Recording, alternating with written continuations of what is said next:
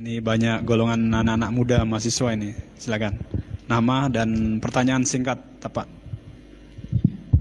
Bismillahirrahmanirrahim. Assalamualaikum warahmatullahi wabarakatuh. Nama saya Wendy Saputra, mahasiswa UIN Suskaryau dari PAI Konsentrasi Akidah Akhlak. Bertanya kepada Kiai mengenai melihat Allah di surga, Kiai. Itu tolong diterangkan bagaimana kita melihat Allah di surga tanpa hijab. Karena ini nanti ujungnya kata para asatid dari Wahabi, itu kita melihat Allah pasti pada satu arah katanya. Kita melihat Allah dengan satu arah sehingga Allah itu di atas, kan akidah mereka seperti itu. Sementara dalam akidah kita Allah itu kan tidak di atas. Kemudian karena dalilnya laisa kamitslihi syai'.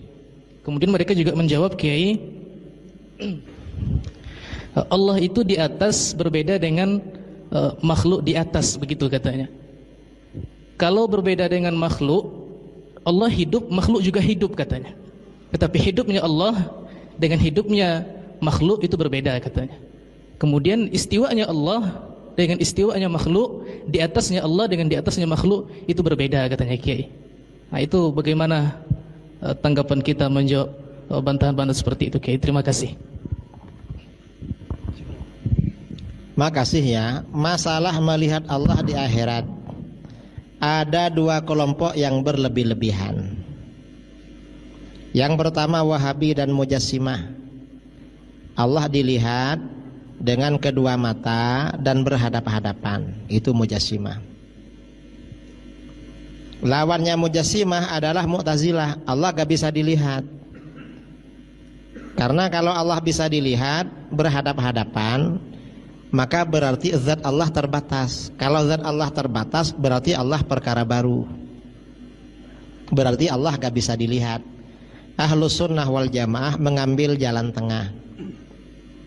Allah dilihat, tapi lihatnya bagaimana? Bila kaifin, tanpa bagaimana caranya. Karena yang namanya kaifiyah, proses, seperti berhadap-hadapan, itu ketika yang dilihat perkara baru. Sedangkan Allah bukan perkara baru.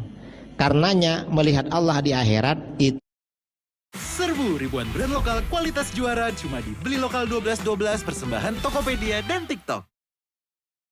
Itu tanpa bagaimana caranya. Itu menghadapi Wahabi. Mengapa? Karena Allah di dalam Al-Quran laisa kamitslihi syai'. Allah tidak serupa dengan apapun dari perkara-perkara yang baru. Ketika kita melihat Allah juga gak sama dengan ketika kita melihat perkara baru. Ini dengan Wahabi. Nah, dialog kita dengan Syiah, karena ini kan sama-sama musuh dengan Ahlus Sunnah. Tahun 2015 saya dialog dengan Syiah di YIN Jember. Yang Syiah ini dua orang, saya sendirian. Kedua-duanya alumni KUM Iran. Apa kata Syiah ini? Setelah dialog 1 jam lebih dengan saya, Syiahnya yang dari Jakarta ini dapat 15 menit gak bisa bicara.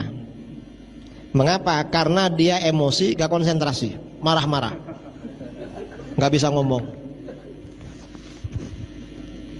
Yang satunya kewalahan, dapat 1 jam lebih. Kawannya yang satunya yang masih bertahan ini menggertak saya.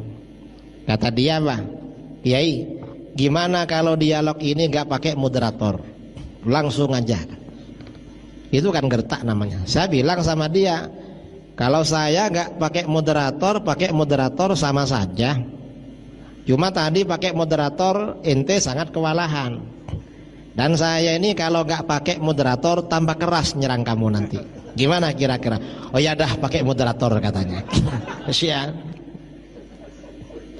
Akhirnya apa kata dia? Kamu mau debat apa yang gak pakai moderator? Melihat Allah di akhirat. Siap.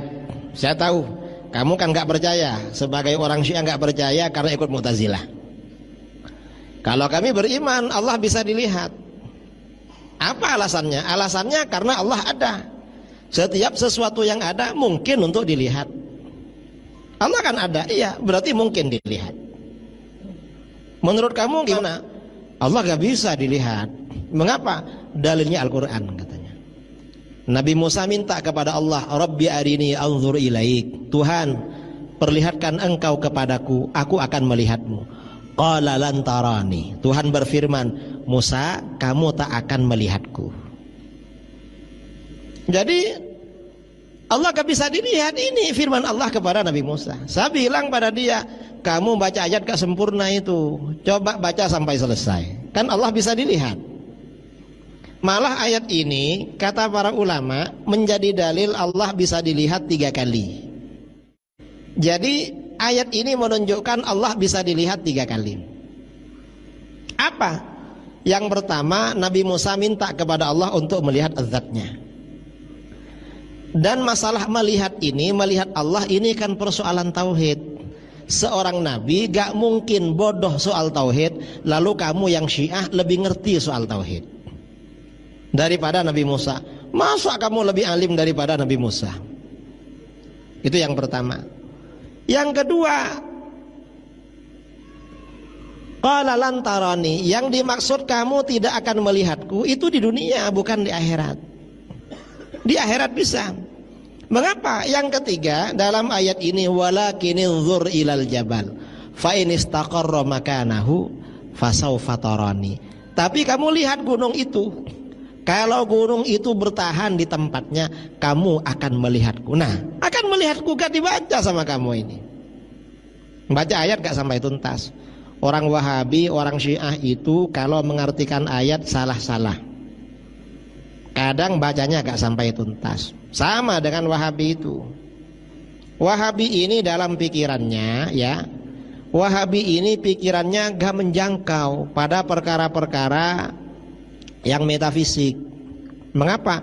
Hal-hal yang gaib itu oleh mereka disamakan dengan perkara-perkara yang kelihatan. Ketika kita melihat Allah, oleh mereka dianggap sama seperti kita melihat benda-benda. Ini kan perkara baru. Kita ini sebenarnya bisa melihat perkaranya gak ada di depan kita. Contohnya apa? Ketika bermimpi. Kadang orang itu hadir di pengajian begini, tertidur, bermimpi, ada sesuatu di depannya. Ada apa enggak barangnya di depannya? Enggak ada kan? Artinya apa? Yang kita lihat itu kan enggak harus berupa benda.